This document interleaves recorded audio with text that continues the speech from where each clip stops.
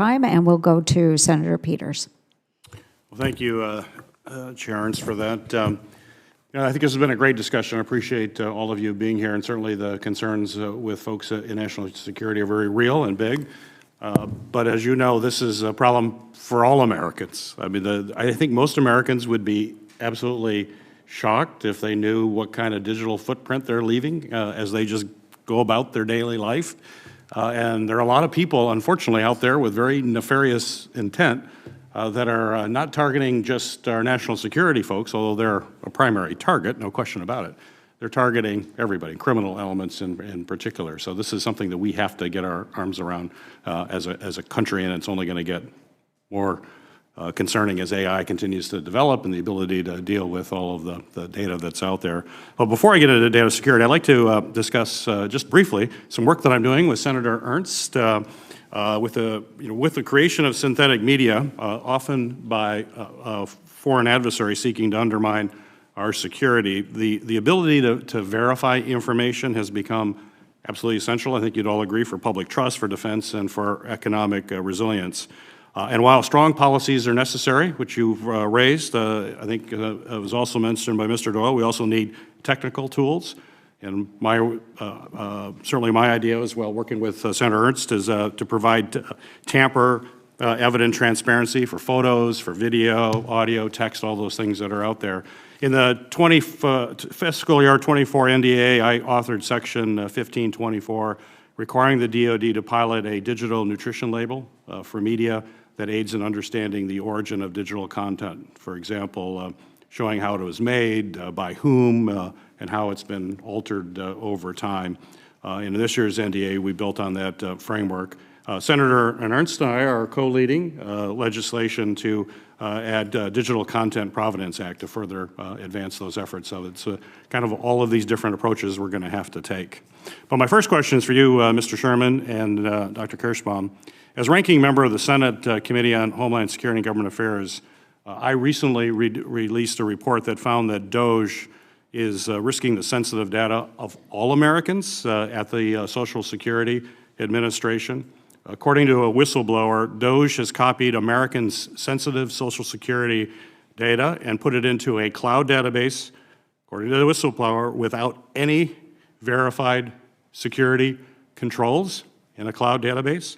This database includes the most sensitive information, as you know, of not only all Americans, but all the military members, national security personnel, as well as their family members. In fact, the Social Security Administration's own risk assessment warned that there is a 65% risk of catastrophic breach of this sensitive Social Security information.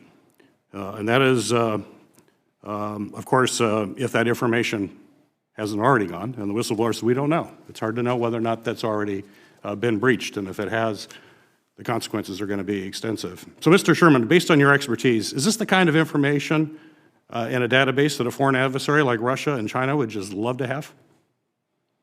Yeah, thank you, Senator, and of course not as in the weeds as the report as what you were saying, but yeah, I'll say two things, right? So one is we should always operate on the assumption that any data anywhere is of interest to adversaries, especially when it's aggregated in any kind of way. And the second thing is I think this is, there are many lessons over the last several years that we still maybe have not learned as a country from the OPM breach, right? Which is that any time in particular there's an intense concentration, and we can give examples across administrations, but any particular concentration of the kind of data you're talking about, again, that's going to be something a foreign adversary is going to want to look at. Yeah, it's very, very important to make sure that we have the safeguards. So just to put it on an unsecured device is pretty scary, but maybe it will reassure you that the individual who oversees this database is a 19-year-old man who was fired from his prior job for leaking data. Does that bring any comfort to any of you, that this is the guy who's making sure that those foreign adversaries don't have access to that information? Dr. Kirschbaum, could you describe the consequences of this data were given or sold to an AI company that was and used this information to train their models? Well, as Mr. Sherman was talking about, the lessons from the OPM breach are pretty clear. I mean, anytime this data is out there and it's accessed by unauthorized personnel, it's fuel.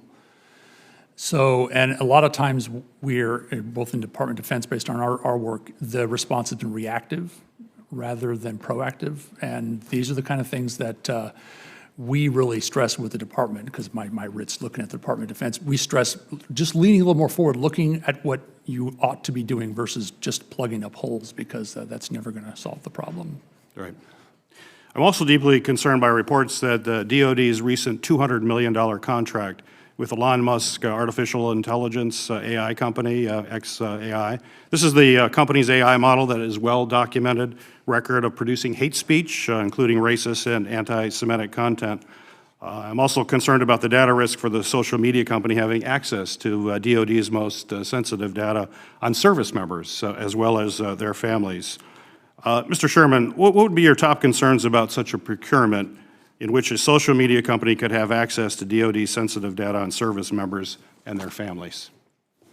Yeah, thank you, Senator. And I'm not a content moderation expert, so I'll speak to the data piece. I think this gets back to Senator Slotkin's question earlier, right, which is how do we think, I'll make 2 points, right, at the strategic level about we want to make use of artificial intelligence or OSINT or take your pick at the same time as we're worried about security issues from it. And I'd say the answer is we can do both, right, and our adversaries would like to push this illusion that we can't have privacy and protection of data and successful competition, for example, right? So I'd say that's the strategic point. The policy point is I think this gets back to contracts, right? So anytime any company is going through a DoD contract, especially if you're getting personnel data, and I've worked on legislation before in this area, you need to make sure there are the proper audits, security controls, other things in place, no matter what that company is, to understand what kinds of risks we're dealing with in that scenario. Madam Chairman, can I ask one more question, if I have your indulgence? Yes, go ahead. Thank you. Mr. Sherman, reports indicate that XAI is negotiating with foreign countries to build data centers. Such a partnership could allow the company to conduct operations in places without, as you know, without core data protections and safeguards like we have here in the United States. So my question for you, what are the risks of XAI's work with a foreign country and the potential risk to the data of service members and their families as they build out these data centers overseas?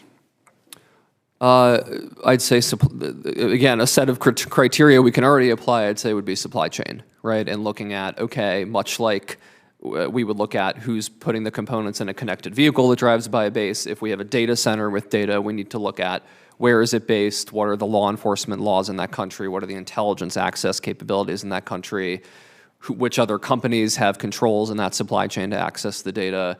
And again, these are frameworks we have, but as mentioned, maybe with past breaches and so on, we haven't necessarily learned these lessons for the military yet. And many of those countries don't have any of those things. This is correct, yes. Many other countries do not have the kinds of democratic oversight we have over intelligence and military activities. And particularly potential adversaries especially don't have it. China, Russia, the like, yes. Great. Thank you. Thank you, Madam Chair.